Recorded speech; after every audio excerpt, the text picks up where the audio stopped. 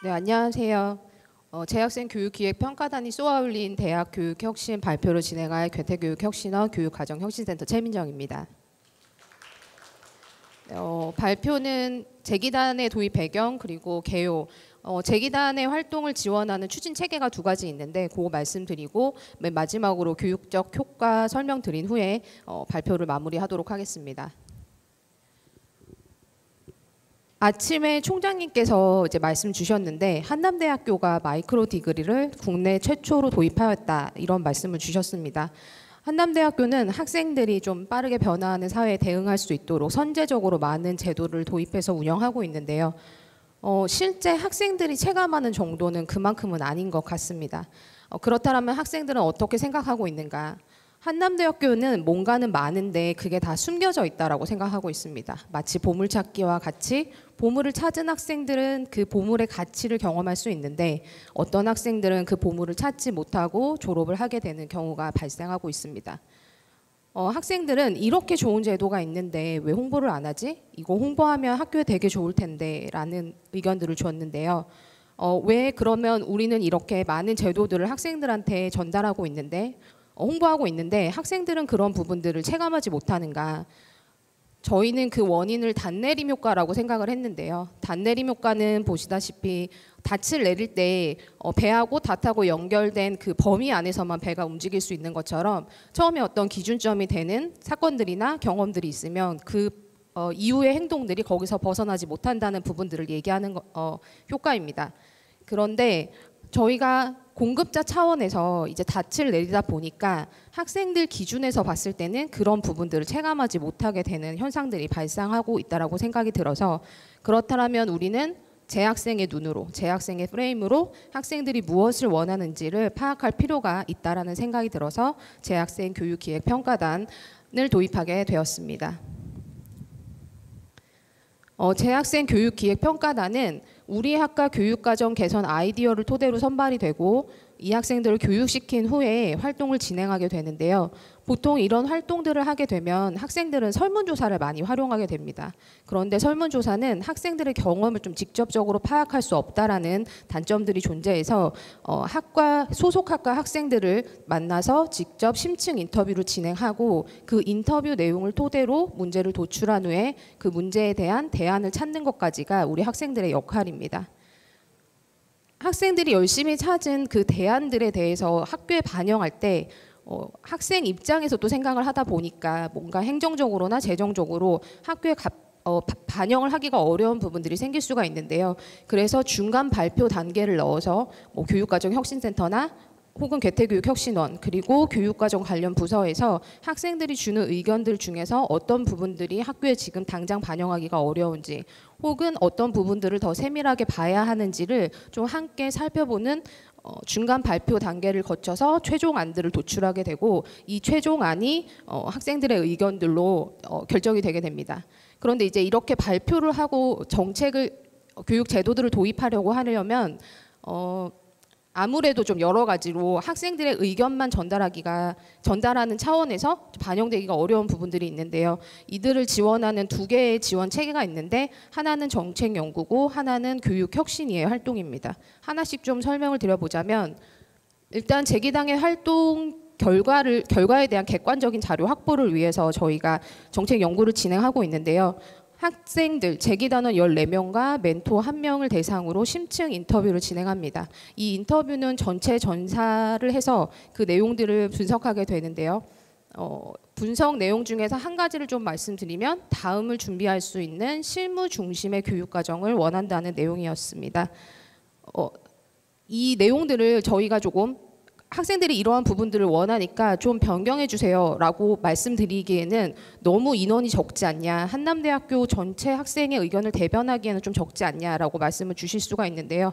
그래서 이런 부분들을 좀 교차 확인하기 위해서 매년 전략평가팀에서 진행하고 있는 교육 수요자 만족도 조사 결과 분석을 통해서 전공 교과, 전공 과목과 관련된 학생들의 만족도 현황들을 좀 파악해 봤습니다. 실제 재기단 학생들이 얘기한 것처럼 전문적인 지식을 습득할 수 있었다라는 문항보다는 학생들 수요에 맞춘 개편이 이루어지고 있다. 이론과 실습 과목의 적절한 배분이 이루어지고 있다. 사회적 트렌드 반영 여부를 반영하고 있다라는 차원에서 낮은 만족도를 보고하고 있었습니다. 그럼 학생들은 실무 중심의 교육 과정을 원한다라고 하고 있는데 학교에서 그럼 진행하고 있는 실무 중심, 프로젝트 중심의 교육에 얼마나 참여하고 있는가 이러한 부분들도 조금 같이 확인할 필요가 있어서 2022년에 진행됐던 학부교육 실태조사에 참여한 618명의 데이터를 가지고 학생들의 고효과 프로그램 학생 참여를 같이 좀 확인해 봤습니다.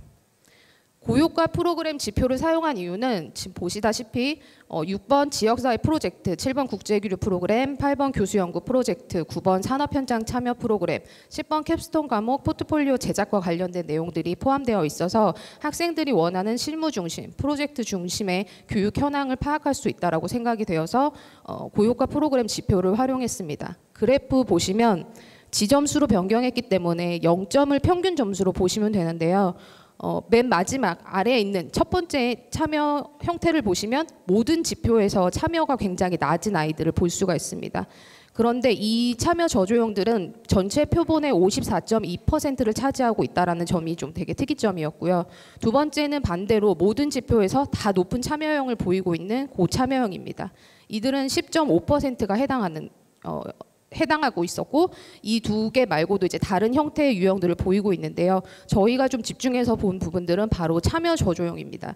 학생들이 분명히 실무 중심의 교육 과정들을 원한다고 얘기하고 있었는데 실제 학교에서 제공되는 이런 프로그램들에는 참여를 많이 안 하고 있거든요. 그렇다면 왜 학생들이 이렇게 참여가 저조한가라는 부분들을 저희가 좀 확인해 볼 필요가 있다라고 생각이 들었습니다. 표를 보시면 집단 참여 저조형을 기준으로 고참여형을 한번 살펴보면 빨간색으로 표기된 지원적 대학 환경이라는 변인에서 이제 영향이 있다라는 부분들을 좀 볼 수가 있는데요. 특히 지원적 대학 환경의 점수가 1점 높아지면 참여 저조형의 학생들이 고참여형에 속할 확률이 8.117배, 그러니까 약 8배 이상이 높아지는 것을 확인할 수가 있습니다. 그리고 사회 계열을 잠깐 봐주시면 전공 계열을 공학으로 기준으로 봤을 때 사회 계열 학생과 공학 계열의 학생은 사실 고참여형에 속할 확률이나 참여 저조형에 속할 확률이 차이가 없는 것으로 나타났었는데요. 이것을 지원적 대학 환경 변인을 추가 투입하게 되면서 사회 계열의 학생들이 참여 저조형에 속할 확률이 높은 것으로 나타났습니다. 이것은 무엇을 의미하냐면 원래 사회 계열의 학생들은 참여 저조형에 속할 확률이 높았던 학생들이었는데 대학의 지원을 공학 계열 학생들보다 더 많이 받았고 그래서 저 영향력이 상쇄된 것처럼 보였는데 지원적 대학 환경이라는 변인이 새로 추가가 되면서 이 영향 변인을 가져가게 되니까 원래 사회 계열이 가졌던 그 부분들이 나타나게 된 것들입니다. 이 세 가지 결과를 종합적으로 저희가 좀 생각해 보면 학생들은 실무 중심의 교육 과정을 원하고 있었는데 실제 그런 부분들이 잘 제공이 되지 않고 있다라고 해서 만족도가 좀 낮은 걸로 나타났습니다. 그런데 저희가 다른 데이터로 봤을 때 학생들은 이런 프로그램들에 많이 참여를 하지 못했고 이 참여를 하지 못한 학생들에게 대학이 무언가를 제공해 준다면 학습 지원이라든지 복지 기타 등등 많은 것들을 제공해 줬을 때 참여가 낮은 것보다 높은 참여로 올라갈 수 있다라는 부분들을 보여주고 있습니다.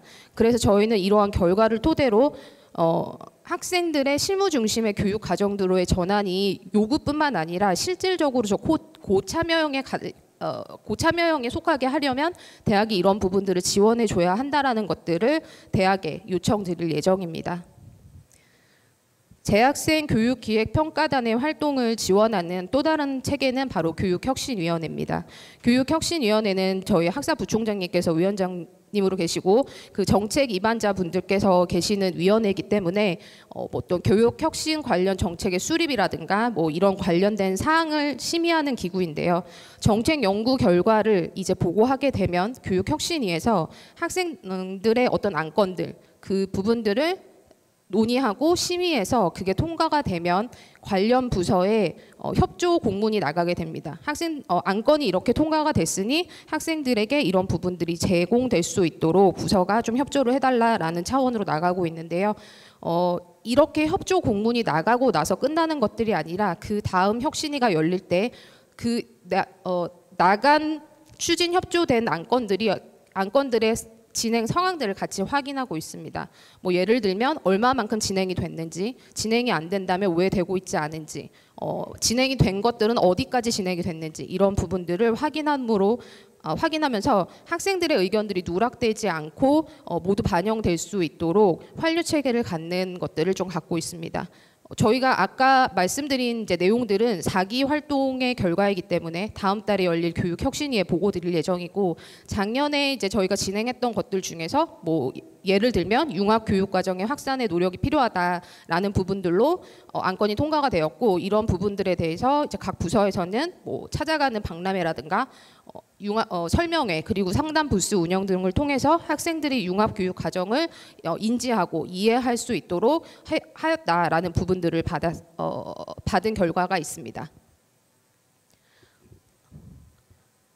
재학생 교육기획평가단의 활동들이 이제 계속적으로 진행되고 있고, 타 대학도 뭐 평가단, 기획단, 모니터링단 이런 부분들로 활동을 지속하고 있는 걸로 알고 있습니다. 그에 대한 성과로 시스템이 개선되거나 혹은 뭐 환경이 바뀌거나 교육 과정들이 바뀌거나 제도들이 도입되거나 이런 부분들을 저희가 이제 성과라고 부를 수가 있을 것 같은데요. 재학생 교육기획평가단은 교육활동이기 때문에 그러한 성과 외에도 어떠한 교육적인 효과가 있는지에 대한 부분들을 함께 살펴봐야 된다라고 생각합니다. 제가 21년 3월에 이제 이 교육과정 혁신센터 업무를 진행하면서 학생들이 교육과정과 관련된 어떤 생각들을 하고 있는지 좀 궁금했는데요. 그때는 아직도 좀 코로나가 위험했던 시기라서 학생들을 좀 대면해서 만나기가 어려운 부분들이 있었습니다. 그래서 학생들이 설문에 응답한 주관식 문항들을 좀 많이 읽어봤는데, 학부교육 실태조사 2020년에 진행되었던 자료 중에서 발췌해 왔습니다. 요 글이 저희가 재학생 교육기획평가단을 운영하는 데 좀 많은 영향을 미친 글인데요. 학생들의 설문을 조사했으면 그러한 이유가 있구나 하고 그 설문을 받아줬으면 좋겠다. 학생들 개개인의 이야기를 잘 들어주지 못하는 것 같다라는 말들을 써줬습니다. 아마도 그때 많은 조사들이 이루어졌는데 그런 부분들에 있어서 반영이 좀 어려웠던 것 같습니다. 저희가 2022년부터 교육과정 혁신센터에서 재학생 교육기획평가단을 운영했는데, 사실 제 기단은 2020년부터 저희 괴태교육혁신원에서 운영이 되어 왔거든요. 3년 정도 운영을 하다 보니까 학생들의 인식이 좀 변화하고 있다라는 사실을 좀 알 수 있었는데요. 저희가 3기 운영할 때 학생들의 전반적인 생각을 알기 위해서 심층 인터뷰에 참여했던 79명의 인터뷰 내용들을 전체 전사했고, 분량으로는 한 2,000페이지 이상 정도 됩니다. 그런 부분들을 좀 읽어봤을 때 공통적으로 학생들의 인식이 좀 변하고 있다라는 부분들을 알 수 있었는데요. 그 중에 일부 글입니다. 학교를 다니면서 불만을 안 갖고 다니기에는 참 쉽지 않은 일이라고 생각한다고 했습니다.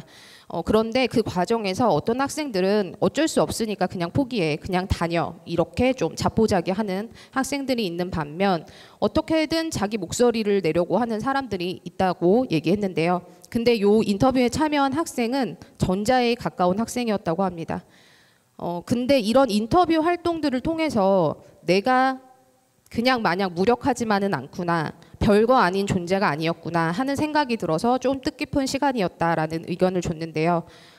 학교가 학생들의 의견을 듣기 위해서 많이 이렇게 노력하고 있고, 그 노력 안에 자신의 이야기들이 담겨질 수 있다라는 부분들이 좀 포함되게 되면서 학교를 이해하고 학생도 이 학교를 만들어가는, 그러니까 저희가 공급자하고 수요자 차원으로 자꾸 보다 보니까 공급자는 무언가를 제공해야 되고 수요자는 무언가를 받아야 된다라고만 생각하는데, 그게 아니라 우리가 어떤 교육 과정을 만들 때도 제도를 만들 때도 함께 만들어가는 존재라는 부분들을 인식하는 게 저는 재학생 교육기획평가단이 갖는 가장 큰 교육적 효과가 아닐까 싶습니다.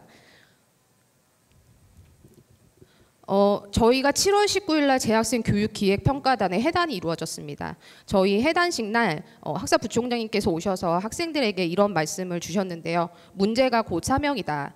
문제를 문제로 인식할 수 있어야 그 문제를 해결할 수 있는 첫걸음을 뛸 수 있다라는 말씀으로 이해했습니다. 저희 제기단은 문제를 도출하고 그 문제를 해결하기 위한 대안을 제시하는 것을 목적으로 하고 있습니다. 그렇기 때문에 학생들에게도 올바른 정답을 찾는 게 아니라 다양한 가능성, 무한한 가능성을 찾는 게 우리의 역할이라고 얘기해주고 있는데요. 문제가 있다. 그래서 그것들을 바꿔야 한다라고 얘기하다 보니까 문제의 대상이 될 수가 있겠죠. 뭐 학과가 될 수도 있고 부서가 될 수도 있는데요. 그 입장에서는 우리가 학생들을 위해서 되게 많이 노력을 하고 있는데 이렇게 다양한 노력들을 하고 있는데 왜 자꾸 우리를 개선의 대상으로만 보는가라고 반문을 제기하실 수도 있을 것 같다는 생각이 듭니다. 그런데 우리 학생들이 얘기하는 문제가 있다. 그래서 개선해야 된다라는 것들은 그게 잘못돼서 바꿔야 된다라는 말씀이 아니라 우리가 원하는 모습이 있고 지금 현재 수준이 있으니까 원하는 모습으로 나아가기 위한 학생들의 요구이고 그 요구가 곧 문제라는 것들을 좀 말씀드리고 싶습니다. 저희 교육과정혁신센터에서는 재학생 교육기획평가단의 활동을 바탕으로 학생의 만족도를 높이기 위한 여러 가지 방안들에 대해서 고민하고 대학이 나아가야 할 방향에 대해서도 함께 고민해 보도록 하겠습니다. 이상으로 재학생 교육기획평가단이 쏘아올린 대학교육혁신 발표를 마치도록 하겠습니다. 경청해 주셔서 감사합니다.